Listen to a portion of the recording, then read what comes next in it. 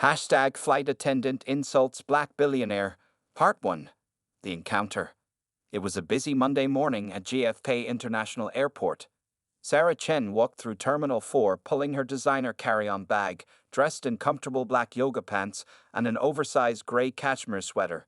Her curly black hair was tied in a simple ponytail, and she wore no makeup. At 35 years old, she preferred comfort over showing off her billionaire status. As the founder and CEO of CyberShield Technologies, a cybersecurity company worth $4.2 billion, Sarah could easily have taken her private jet. But she believed in staying connected to regular people and understanding their experiences. That's what had made her company so successful.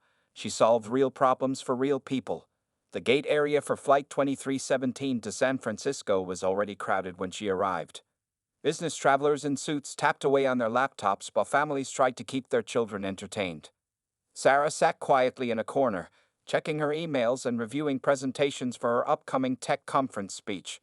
Now boarding first-class passengers for Flight 2317 to San Francisco, the gate agent announced through the speakers. Sarah gathered her belongings and joined the line. She noticed how the other first-class passengers, mostly older white men in expensive suits, gave her strange looks. She was used to it. People often didn't expect someone who looked like her to be in first class. As Sarah settled into seat 2A, she observed the flight attendants preparing for departure. Most seemed friendly and professional, but one stood out. The senior flight attendant, whose name tag read Rebecca Mills, moved through the cabin with an air of superiority. She was in her mid-50s, with perfectly styled blonde hair and a forced smile that didn't reach her eyes. Rebecca warmly greeted each first-class passenger, offering them pre-flight drinks and hanging up their jackets. "Good morning, sir. What can I get you to drink?" She chirped to the businessman across the aisle from Sarah. When she reached Sarah's row, she walked past without acknowledgement. Sarah pressed her call button, thinking perhaps Rebecca had simply missed her by accident. The button remained unanswered for 10 minutes while Rebecca continued chatting with other passengers. Finally, a younger flight attendant named Michael approached. "I'm sorry, but could I get some water?" Sarah asked politely. "Of course, I'll be right back," Michael replied with a genuine smile. As Michael turned to get the water, Rebecca intercepted him. "I'll handle first class," she said loudly enough for nearby passengers to hear. She then approached Sarah with a cold stare. "What do you want?" Rebecca asked, her tone sharp and unwelcoming. "Just some water, please," Sarah responded calmly, maintaining her professional demeanor despite Rebecca's rudeness. Rebecca returned several minutes later, practically dropping the water bottle on Sarah's tray table. As she turned away, she muttered under her breath, but loud enough for Sarah and nearby passengers to hear. "These people always trying to sit where they don't belong." Several passengers looked up in shock. The businessman across the aisle stopped typing on his laptop, his mouth slightly open in disbelief. A woman 2 rows ahead turned around, clearly uncomfortable with what she had just heard. Sarah sat there, her hand gripping the water bottle tightly. She had faced discrimination before. It was unfortunately not uncommon even in the tech world. But this was blatant and unprofessional.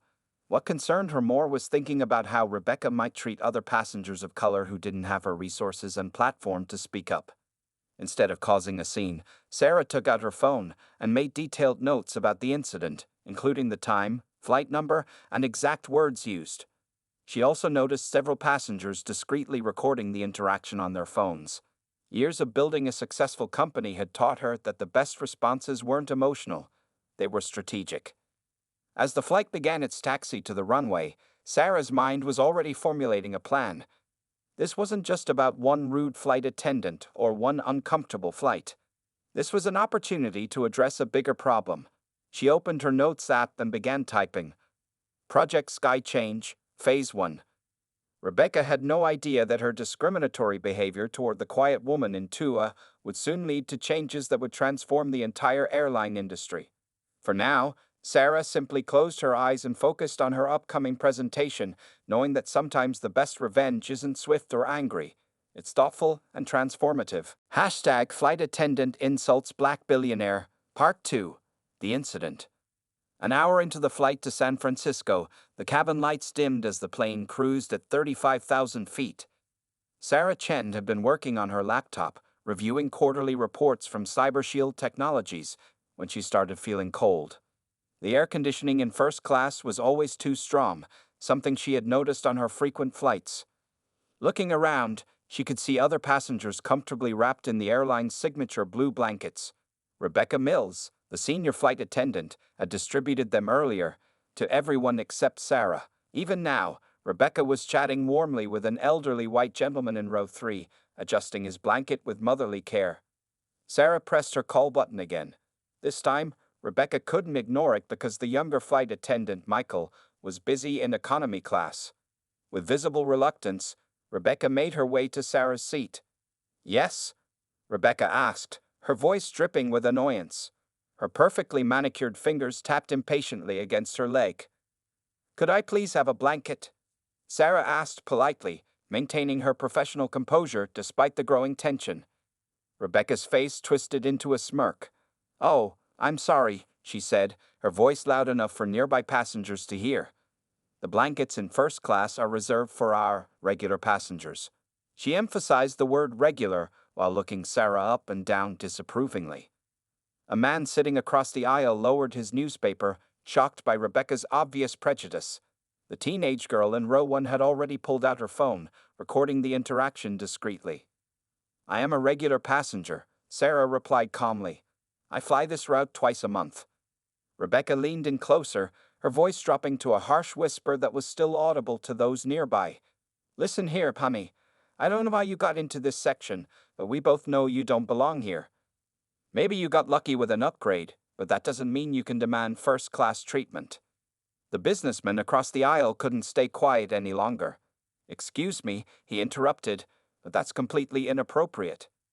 Rebecca straightened up, plastering a fake smile on her face. "Sir, I'm simply explaining our policy to this passenger." Then, under her breath, but still clearly audible, she added, "These people always want special treatment. Probably used a stolen credit card for the ticket." Several gasps echoed through the first-class cabin. A woman in row 4 stood up, visibly angry. "I'm recording all of this," she announced, holding up her phone. "This is absolutely unacceptable." Sarah remained remarkably calm, though her hands trembled slightly as she reached for her phone. She opened her banking app and quietly transferred a significant sum of money. Then she opened her contacts and sent a quick text to her executive team. "Initialize Protocol Delta. Flight 2317. Full details coming." Rebecca, noticing the growing tension in the cabin, finally grabbed a blanket from the overhead compartment and practically threw it at Sarah. "Here's your blanket," she snapped. "Happy now?" As Rebecca stormed off, an elderly Asian woman in row 5 caught Sarah's eye and said softly, "She did the same thing to me last month. I was too afraid to say anything." Sarah nodded understandingly and pulled out her tablet. She began typing rapidly, documenting every detail of the incident. She also noticed something interesting. At least 5 different passengers had recorded videos of the interaction. Opening her email, she composed a message to her legal team. "Need comprehensive research on airlines' hiring practices, discrimination complaints, and corporate culture. Priority level, immediate. Budget, unlimited." The businessman across the aisle leaned over. "I'm James Morrison, a civil rights attorney. What happened here was textbook discrimination. Here's my card if you need a witness statement." Sarah accepted his card with a smile that didn't reveal her identity. Let Rebecca think she was just another passenger she could bully. The truth would come out soon enough. As the flight continued, Sarah noticed Rebecca giving similar treatment to a young Hispanic couple who had been upgraded to first class. She documented this too, adding it to her growing file of evidence. What Rebecca didn't realize was that her discriminatory behavior had just set in motion a chain of events that would reshape the entire airline industry. Sarah Chen hadn't become a billionaire by accepting injustice. She had done it by solving problems and creating change. In her tablet, she created a new folder titled Operation Sky Justice and began outlining her plan. This incident wouldn't just end with a complaint or a lawsuit. No, Sarah had something much bigger in mind. Something that would ensure no flight attendant would ever again feel empowered to discriminate against any passenger, regardless of their appearance. As Flight 2317 continued its journey to San Francisco, Sarah Chen turned her first-class seat into a temporary command center. Her fingers moved swiftly across her tablet screen as she began gathering evidence and forming a strategic plan. The cabin lights cast a soft glow as most passengers dozed, but Sarah was wide awake and focused. She opened her email and found 5 new messages from different passengers on the same flight. They had found her business email through a quick Google search after recognizing her. Each message contained video recordings of Rebecca's discriminatory behavior. Sarah smiled slightly. People were more observant than Rebecca realized.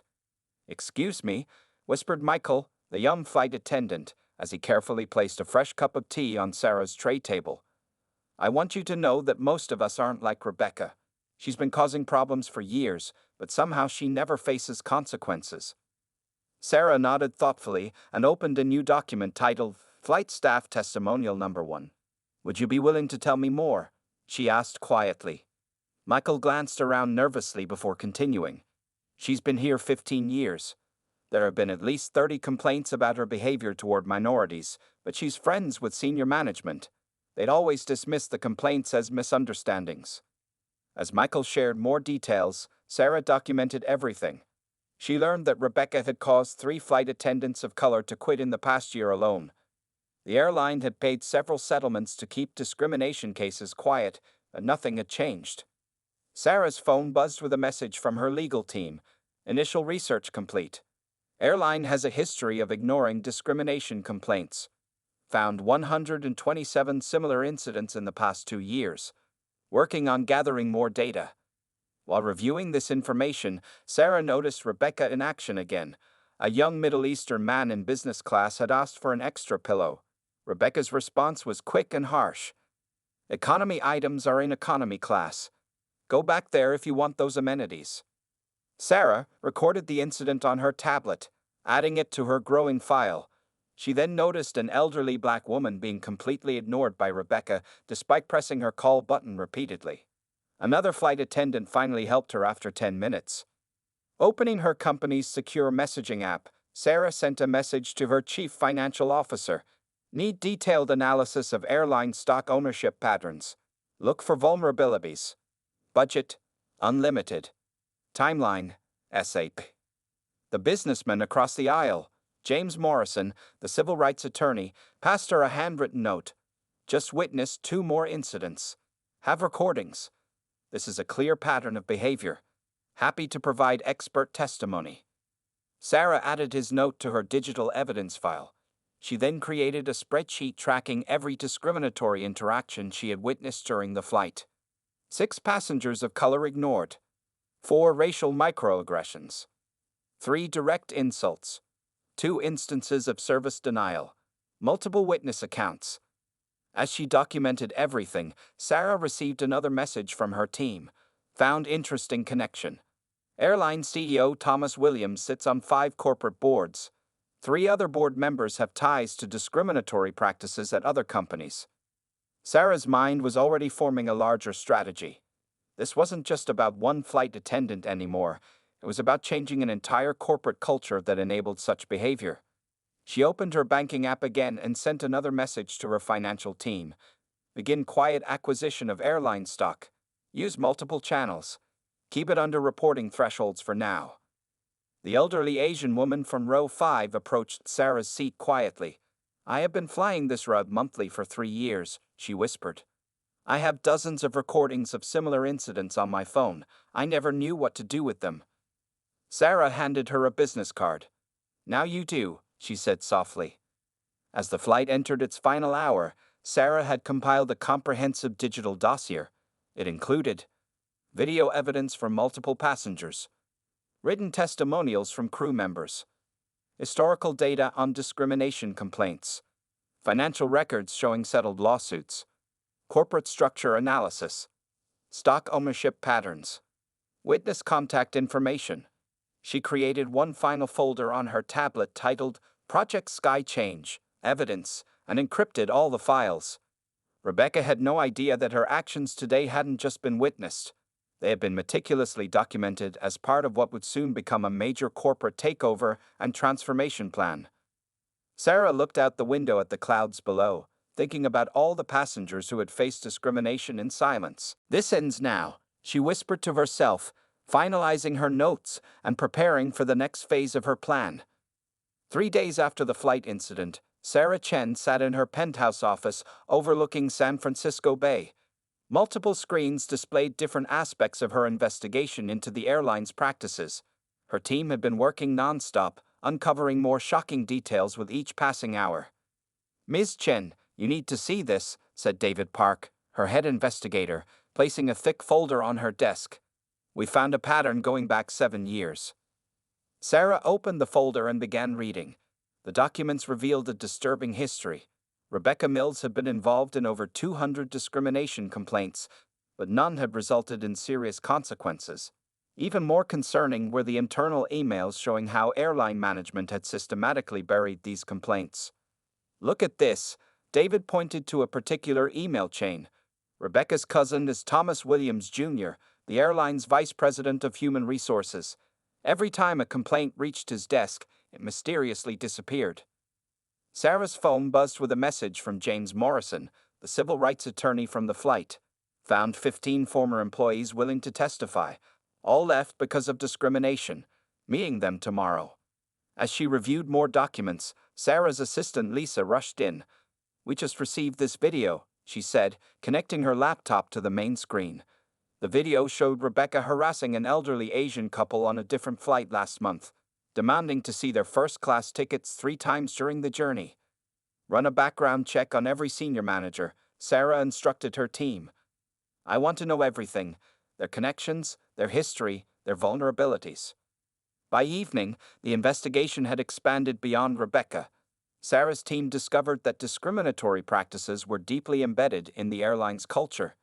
They found 47 pending discrimination lawsuits, 312 settled cases with non-disclosure agreements, 89 internal complaints marked as resolved without investigation, 23 minority employees forced to resign in the past year.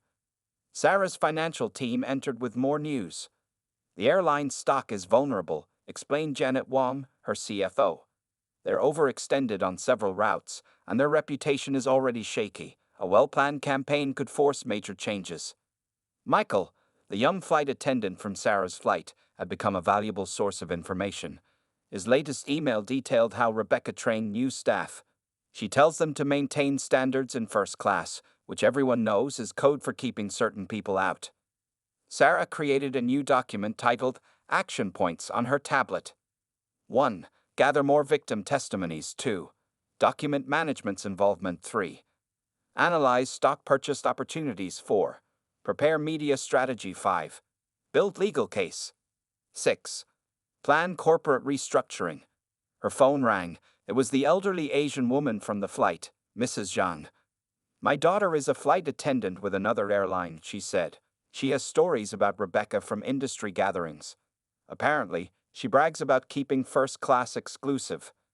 As night fell over San Francisco, Sarah's office resembled a command center.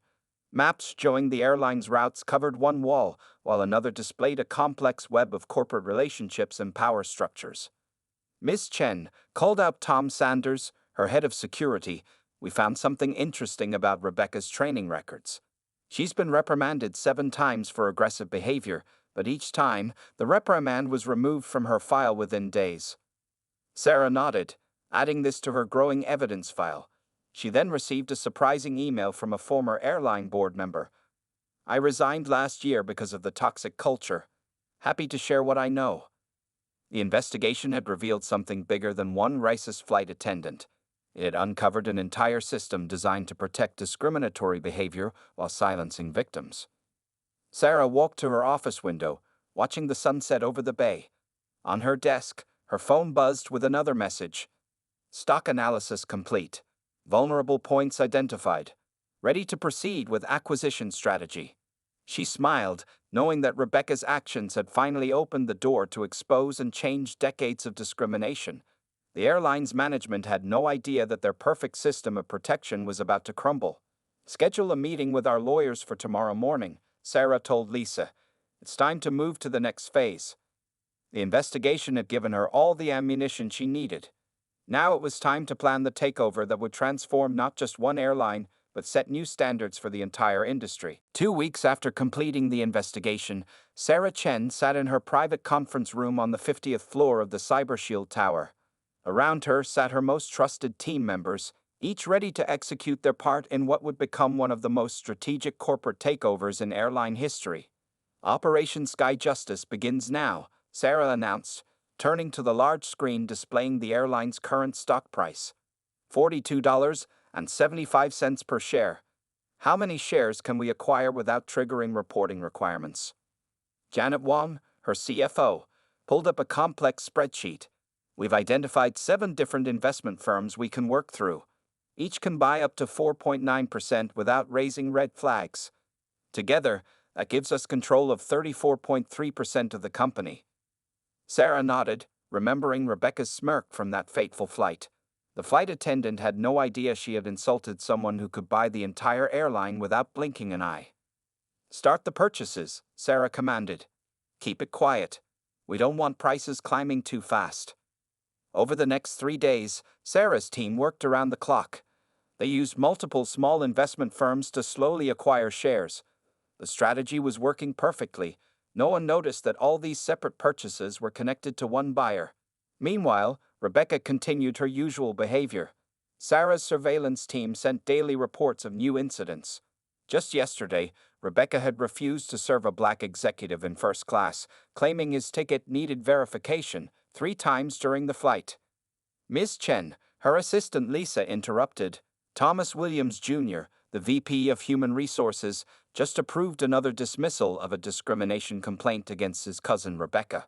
Should I add it to our evidence file? Perfect timing, Sarah smiled. Add it to folder marked Management Complicity. By the end of the week, Sarah's team had acquired 34% of the airline's shares. The market hadn't noticed anything unusual, just normal trading activity through different channels. But Sarah wasn't done yet. Time for Phase 2, she announced to her team. Contact the pension funds. Sarah's researchers had discovered that several large pension funds owned significant blocks of airline stock. Many of these funds had been trying to push for better corporate governance, but had been ignored by management. Sarah personally called the largest pension fund manager. I understand you're frustrated with the airline's management, she said. I have a proposal that might interest you. The pension fund manager was quick to agree to a meeting. Within hours, representatives from 3 major pension funds sat in Sarah's conference room, reviewing evidence of discrimination and management's cover-ups. We'll sell you our shares, the pension fund manager declared. This kind of liability is exactly what we've been worried about.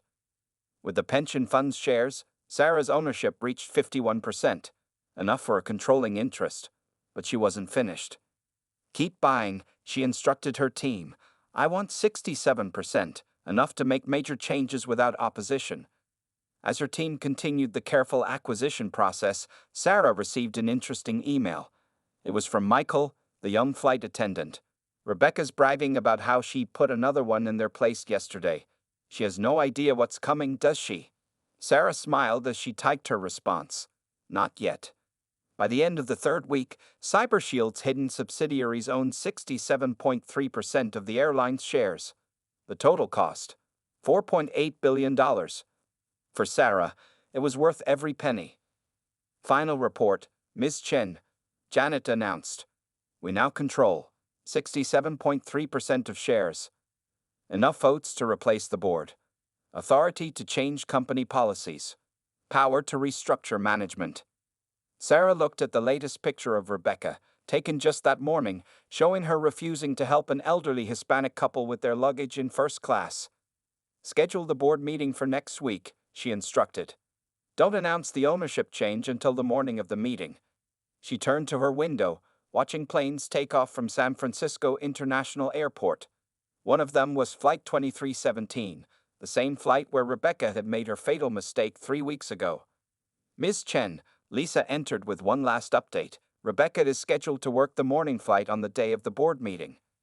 Perfect, Sarah replied. Everything is falling into place. The purchase was complete. Now it was time for the real changes to begin. Rebecca's small-minded discrimination was about to transform into something she never expected. a complete revolution in airline industry practices. The morning of the board meeting arrived with perfect timing. Rebecca Mills had just finished her usual first-class service on Flight 2317, where she had, once again, shown her discriminatory behavior toward two Asian passengers. She had no idea that her world was about to change dramatically.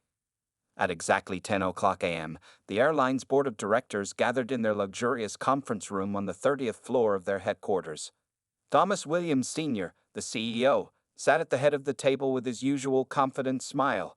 His son, Thomas Jr., the VP of Human Resources and Rebecca's protective cousin, sat nearby looking through his phone.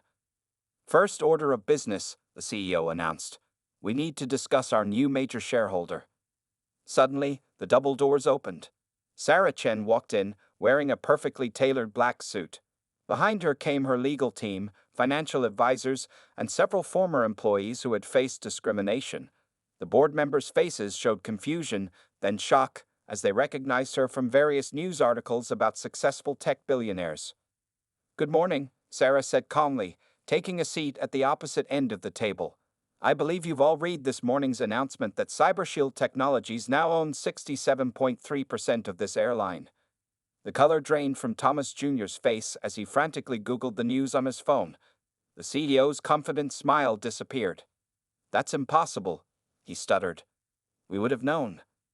Sarah's team distributed thick folders to each board member. Page 1 shows our stock ownership verification. Page 2 begins the evidence of systematic discrimination in your airline, starting with flight attendant Rebecca Mills. The room grew deathly quiet as board members flipped through the documents. Photos, videos, emails, and testimony after testimony revealed years of covered-up discrimination. "Ms. Mills is my cousin," Thomas Jr. spoke up defensively. "She's a valued employee with 15 years of service." Sarah nodded to her assistant, who switched on the large screen. It showed a compilation of videos, all featuring Rebecca's discriminatory behavior, including footage from just that morning. "Speaking of Ms. Mills," Sarah said, pressing a button on her phone, "please send her up." 5 minutes later, Rebecca walked into the boardroom, still in her flight attendant uniform. Her usual smirk vanished when she saw Sarah sitting at the table. You're that passenger from Flight 2317, 3 weeks ago," Sarah finished for her. "The one you said didn't belong in first class. The one you suspected of using a stolen credit card." Rebecca's face went pale. She looked desperately at Thomas Jr., who couldn't meet her eyes.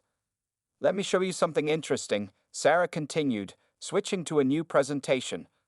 "In the past 5 years, your airline has settled 312 discrimination cases quietly, forced out 89 minority employees, covered up 200 complaints against Ms. Mills alone, lost $45 million in potential revenue due to discriminatory practices." The board members shifted uncomfortably in their seats. Some began closing their folders, unable to look at more evidence. As the majority shareholder, Sarah announced, standing up, "I am making the following immediate changes. 1. The entire board is dismissed, effective immediately. 2. A new diverse board will be installed today. 3. All discriminatory practices will be investigated. 4. A zero-tolerance policy for discrimination begins now." Thomas Sr. tried to interrupt, but Sarah continued. "And Ms. Mills," she turned to Rebecca, who was trembling slightly, "you have 2 choices. Option 1, immediate termination. Option 2, undergo extensive sensitivity training, work under supervision, and help reform this airline's culture." The room fell silent. Rebecca's arrogance had completely disappeared. For the first time, she looked small and uncertain. I choose option 2, Rebecca whispered. "Good choice," Sarah replied, "because this isn't about revenge, it's about change." Sarah's team began distributing new documents, resignation forms for the board members, new company policies, and training protocols. "One more thing," Sarah added, looking directly at Rebecca. "That elderly Asian couple you ignored this morning, they're being upgraded to lifetime first-class status, courtesy of my personal account." As the old board members filed out of the room, Sarah's new team began moving in. Charts showing new diversity initiatives covered the walls, and HR experts started setting up training schedules. Rebecca stood in the corner, watching her world transform. Her cousin Thomas Jr. had already signed his resignation and left the building.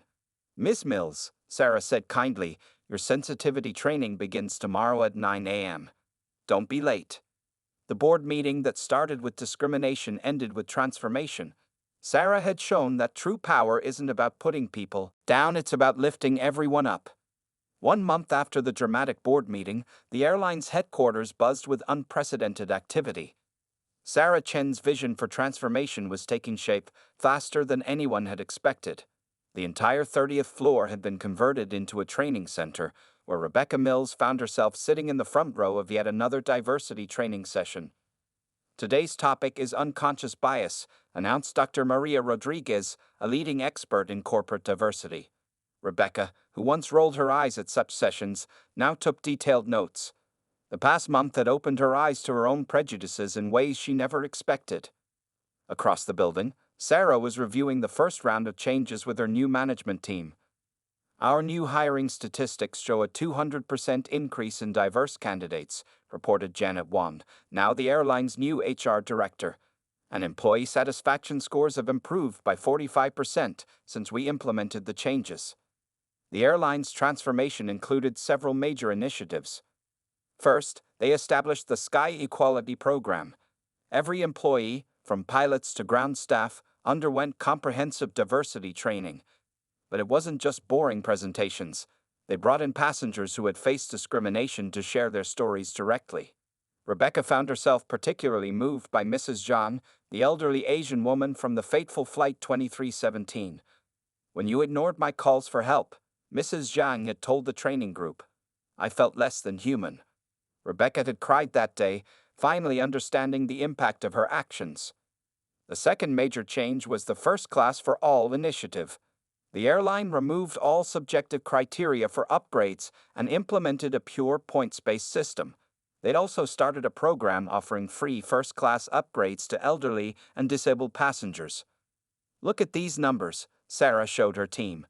"Customer complaints down 70%, positive social media mentions up 300%, and booking rates increased by 25%. Michael, the young flight attendant who had helped expose the discrimination, was now heading the new Employee Voice Committee. His first action was creating an anonymous reporting system for any incidents of bias or discrimination. But the most surprising transformation was Rebecca herself. After 3 weeks of intensive training, she had asked to speak to the entire staff. Standing at the podium, her hands shaking, she had shared her journey. "I was raised with certain prejudices," she admitted to her colleagues. "I thought I was protecting standards when really I was just being cruel. Meeting the people I hurt, hearing their stories, it changed me. I'm sorry, and I want to be part of the solution." Sarah had watched from the back of the room that day, seeing genuine remorse in Rebecca's tears. That's when she decided to give Rebecca a new role, Ambassador for Change. Now, 1 month later, Rebecca traveled to other airlines, sharing her story and helping them identify discriminatory practices in their own operations. The woman who once refused to serve minorities in first class was now advocating for their rights. The airline's new training center hosted daily sessions. Morning, cultural sensitivity training. Afternoon, customer service excellence. Evening, personal development workshops.